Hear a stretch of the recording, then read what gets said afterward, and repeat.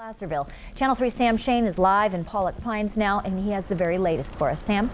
Carol and Dave, the estimate of 2,500 acres burned is clearly a small estimate right now. That was an estimate we got about an hour ago. From what we are being told, it is burning at a rate of about 500 acres an hour. So a very easy guess would to say that the fire that you can see, the cloud of smoke over me right now, has burned well over 3,000 acres. We are being told that 4 small communities have been evacuated or are in the process of being evacuated: Kyburz, White Meadows, Whitehall, and Ice House. And the small community of Strawberry is also being threatened. Over the course of the last hour and a half or so, we've seen a number of fire engines pass us along Highway 50. That is where we are standing. The start of the fire is about 12 miles up the road behind me. They are rapidly calling in reinforcements, but it is clear at this hour they are fighting a losing battle. The winds are swirling, the underbrush is dry, and right now there is little that can stop this fire. From Live Copter 3, you can see massive plumes of smoke rising. As we drove along Highway 50, the fire jumped to the south side of the highway. This blaze is burning up the forest at a rate of almost 500 acres an hour. According to an eyewitness, it started small and spread quickly. Yeah, we lost power here about maybe 5-10 minutes ago. They shut everything down. This sign tells the story of the conditions here before the fire started early this afternoon. Ground crews have all they can do to try and save the homes and buildings in the path of a raging wildfire. But right now, they are clearly overwhelmed.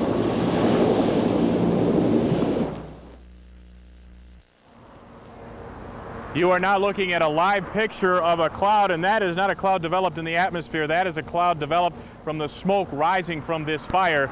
It is raging at this hour very, very rapidly, and the winds continue to swirl. It was about 2 hours ago moving in an east-northeasterly direction. Now it has shifted and moved in an east-southeasterly direction. We are told it has jumped over Highway 50. They continue to evacuate homes and businesses along Highway 50.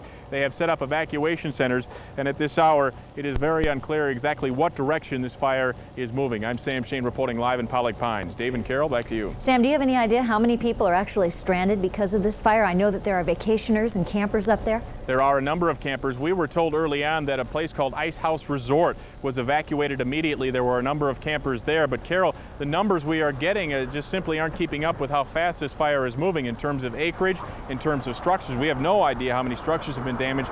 We really don't know how many have been evacuated. And then again, we also need to take into consideration those winds, Sam, because the last word we had on them is that they're about 20 miles an hour, but Shelley was mentioning tomorrow at about this time they could kick up to 40 miles an hour. What's that going to do to the firefighting effort? Well, I think we all know what that'll do. That'll just make it all that much worse. And don't forget, when a fire gets this big, it creates its own wind. So on top of the natural wind that we're getting here from Mother Nature, you add on to that the wind that the fire is kicking in, and it's all that much more severe. You know, I'd heard forecasts possibly of some rain coming up in the next few days. Boy, we could really use it now.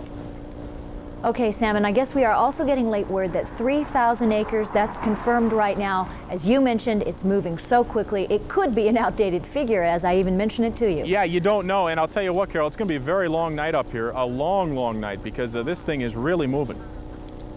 Any word on cause, Sam?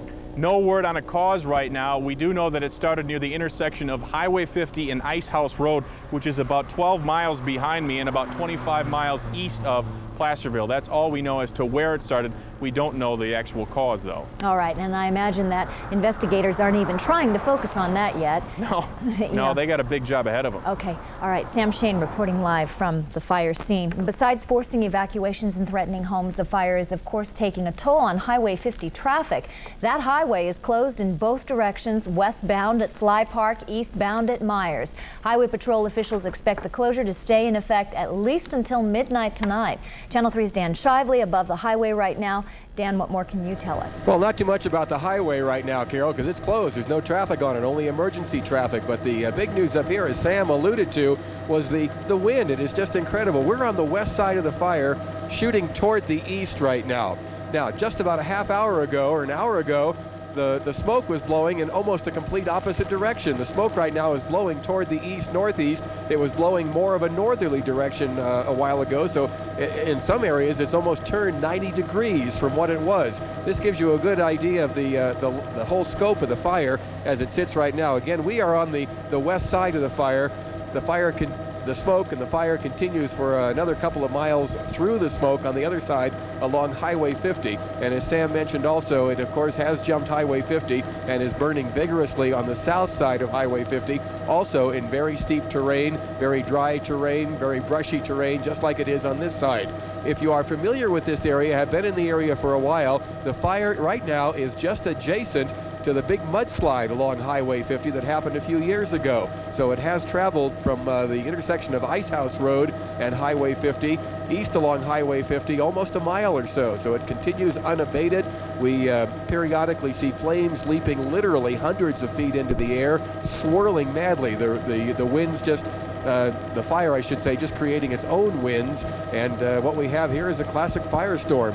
We have the regular winds blowing, and then the winds created by their own fire. There's one example right now. This just kicked up. Those flames evident from way up here where we are to stay clear of the air operations. Carol? Well, you know, Dan, I'm also reading that the flames are throwing debris as much as a mile ahead of where the fire is actually burning. So that in part helps us to understand and explain why this thing is moving so quickly. We noticed that we were here about 3 o'clock, and we had to leave for a little while, and when we returned, there was the main part of the fire, and as you said, about a mile ahead of it was a very large second fire that had started just from blowing embers, and at that point it was blowing more to the north.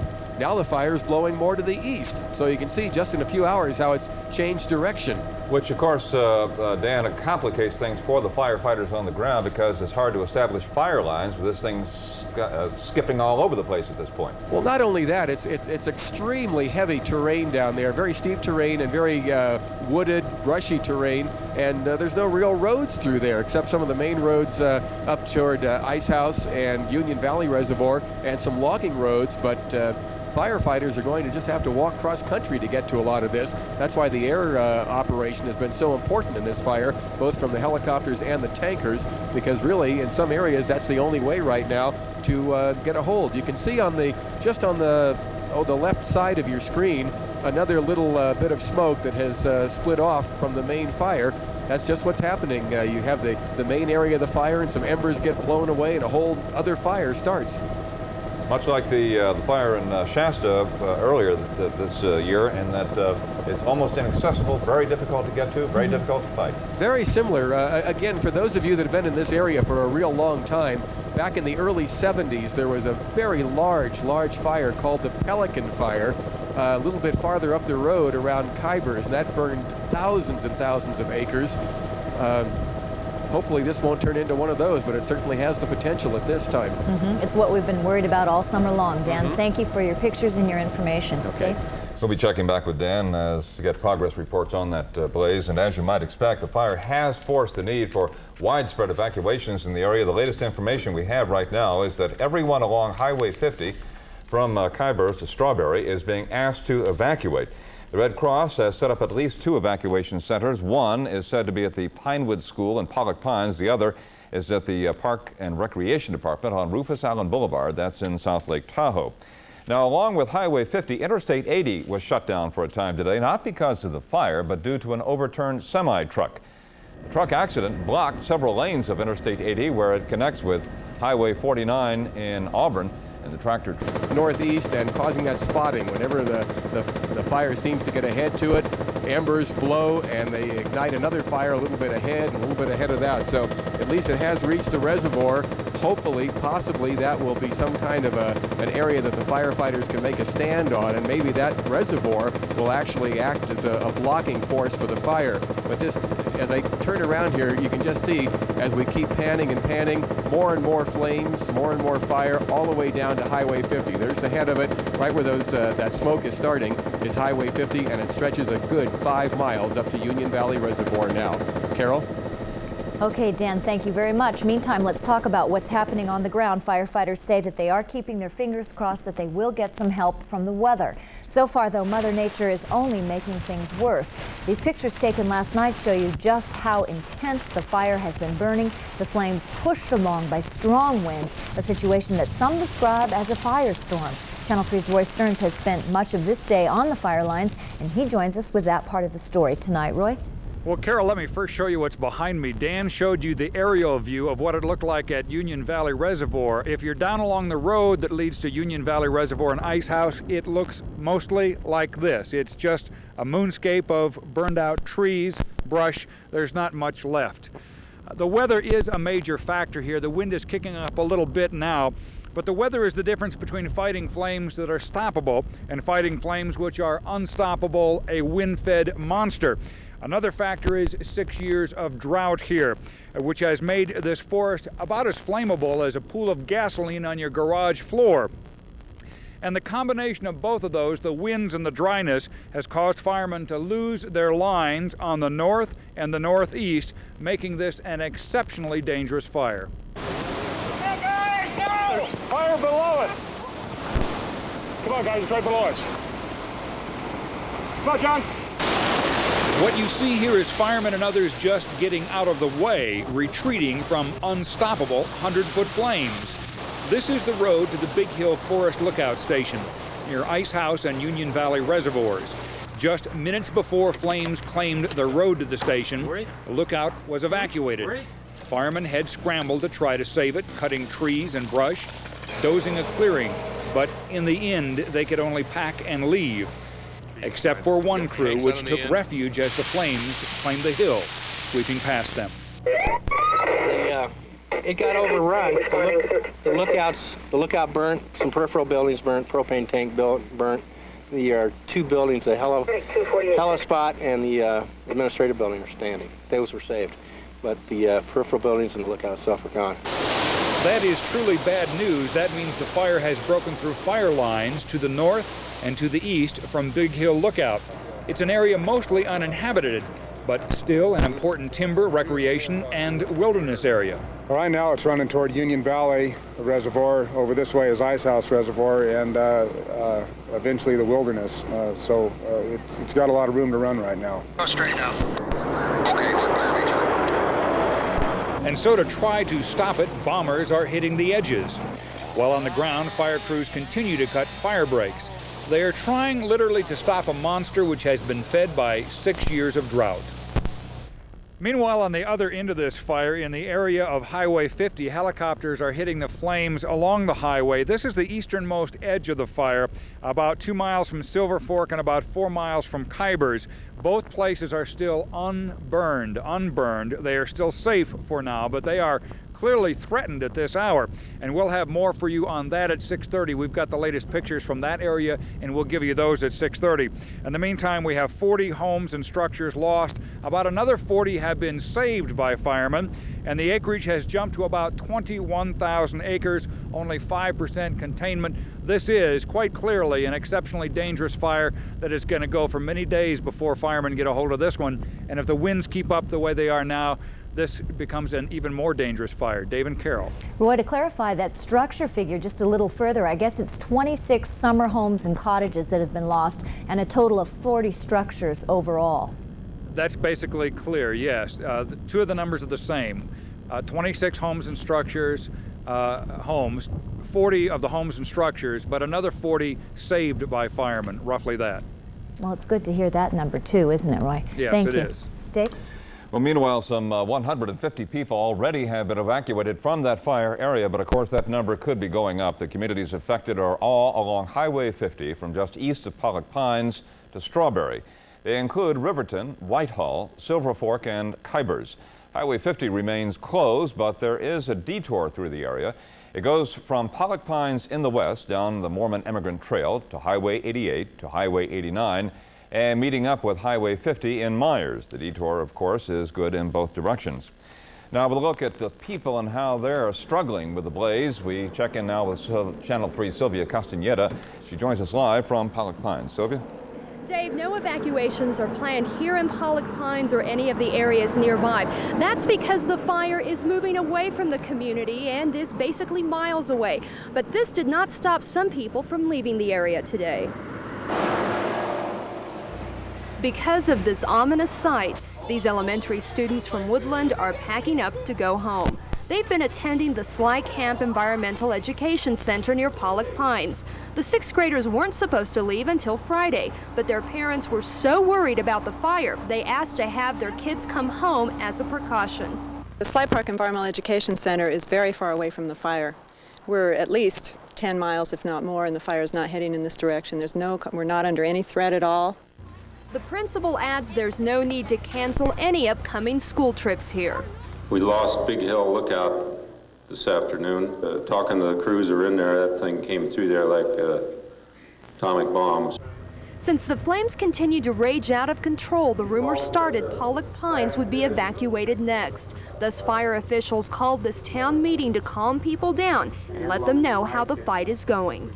We've got our structure protection in place, and hopefully we won't lose any more structures. But that's just going to be dependent upon the wind and the burning conditions. She keeps asking me every day if are we going to evacuate, you know, and I says, well, we just hope not. So this calms your fears? Yeah, a lot. But one evacuee who can't be calmed is Carol Ray. She called a friend to pick up her son Brandon at a Kyburz school yesterday and hasn't seen him since. Her son doesn't know where Carol is staying. It's been kind of difficult, but I know he's safe. But I just would like to find him, you know, find out where he is so he can get back home with us. Again, Carol knows that her son, Brandon, 11-year-old Brandon, is safe with friends. She just wants to know where he is staying. So if anyone out there knows where Brandon is staying or if Brandon is watching, please call your mother. We have a phone number for you. Call 622-2871. That is in the 916 area code. That is a Placerville number. That is where Carol Ray is staying, and she is hoping if anyone sees this phone number, they'll give her a call so she can be reunited with her son. Back to you, Carol and Dave. Well, let's hope somebody calls and can help out Carol. Definitely. Thank you, Sylvia. Weather conditions do continue to be a critical factor in the battle against this fire. As we continue our coverage, we turn now to Shelley Monahan. She's at the Weather Center in the Channel 3 newsroom. Shelley? We have a couple of different things for you this evening. First of all, we're going to look at Doppler radar, which showed some very strong north winds, if you remember, on Friday. Wanted to show you kind of the difference between the north and the southwest winds. This is how Doppler radar looked on Friday. Remember, we had the very strong northwesterly winds, at times gusting in excess of 40 miles an hour. Now we're going to look at Doppler today. The winds have completely changed direction. Remember, the blue color, the winds moving toward the Doppler site. The red color indicates the winds that are moving away from the Doppler site. So this definitely does show that the southwesterly winds are beginning to pick up, especially through the Carquinez Straits. Also notice on Doppler radar, just to the east of Placerville, you see that red dot there? That is smoke, folks. That is how intense and how heavy this smoke is showing up, enough so that Doppler radar is able to pick it up. This, of course, in the velocity mode. Now, a couple of different things. With those southwest winds picking up, that is good news. Over the next 24 hours, the strong southwest winds picking up, that is not good news for our firefighters. Of course, they are watching the wind situation very, very closely. They're expected to see southwest winds pick up this evening over the higher peaks in excess of 40 miles an hour, and that definitely not news that CDF wants to hear. On the other hand, some good news is on the way. Higher humidity moving in with this low pressure system off the coast, lower temperatures also moving in, and a chance of showers. It looks like within the next 24 hours, we should start to see all of that happen. In the meantime, between now and tomorrow, those winds definitely a concern for the firefighters. Dave, Carol, back to you. It looks like they can use all the help they can get from any source. Definitely. The humidity here in the valley, by the way, is already starting to increase. Our humidity here in Sacramento running at about 51%. However, up over the Sierra, humidity at most is in the upper teens and low 20s, so they're not feeling the effects quite yet. All right, Shelley. Let's wrap up the situation as we know it right now with the Cleveland fire. Keep these numbers in mind that they are changing quickly, even as we speak. The blaze, which began yesterday afternoon just west of Kyburz, has now charred at least 16 and perhaps as much as 21,000 acres. At least 40 structures, including 21 homes, have been destroyed, and that number is expected to rise. Some 1,700 firefighters are on the lines at this hour. They're being aided by more than a dozen air tankers and helicopters. And a couple of other notes. Today, El Dorado County officials are asking Governor Wilson to declare a state of emergency in that fire area. That's the first step, of course, in getting state and federal disaster aid. And finally, a number of people in the Lake Tahoe area are very worried about the blaze, and they're calling 911 and sometimes even jamming the lines. The flames are 35 miles from the Tahoe Basin, and there is no threat at this time. We're going to have late updates on the fire situation throughout our 5 o'clock news. Also on the evening news at 6:30, and of course when Channel 3 reports tonight live at 10 p.m. But coming up first tonight, arrests are made in connection with Monday shootings at a high school in Sacramento. We'll have details later on.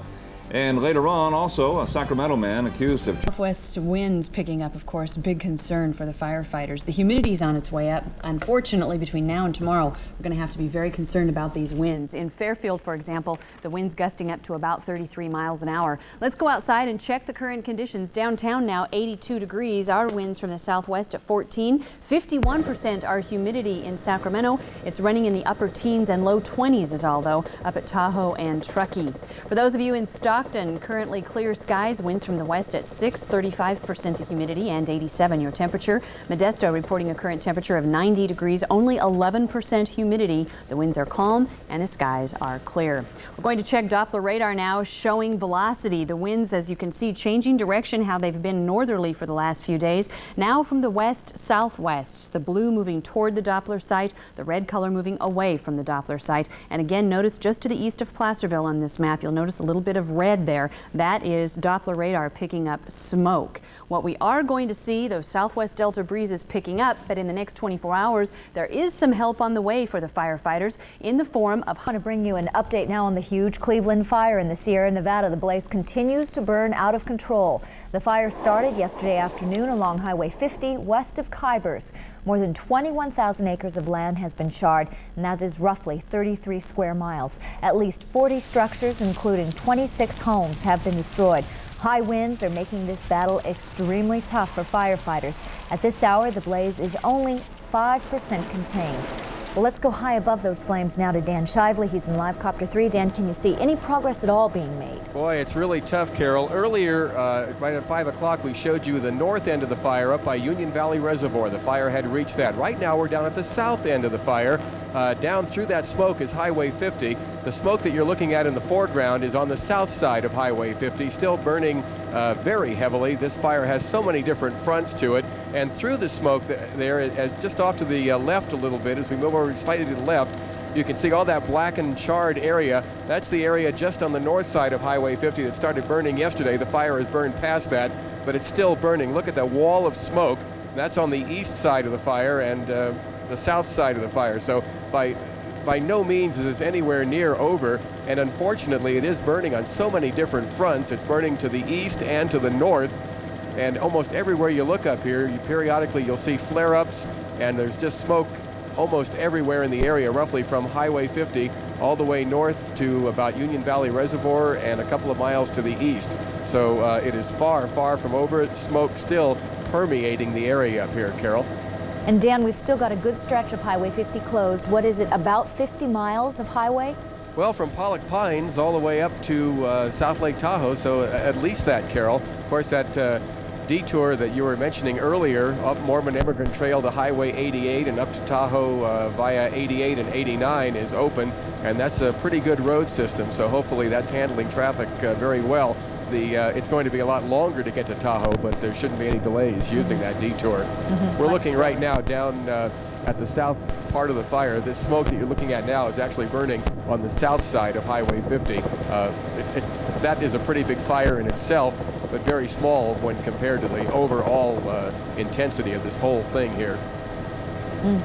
Okay, Dan, thank you for the update. We'll check with you a little later. In fact, we'll have another report from Dan Shively live at 6:30. Dave? Elsewhere in the Bay Area, 2 people killed this afternoon when their small helicopter crashed in Martinez. Martinez police say the accident happened near the Hidden Valley Elementary School about 2:40 this afternoon. No one on the ground was injured and there was no explosion nor fire.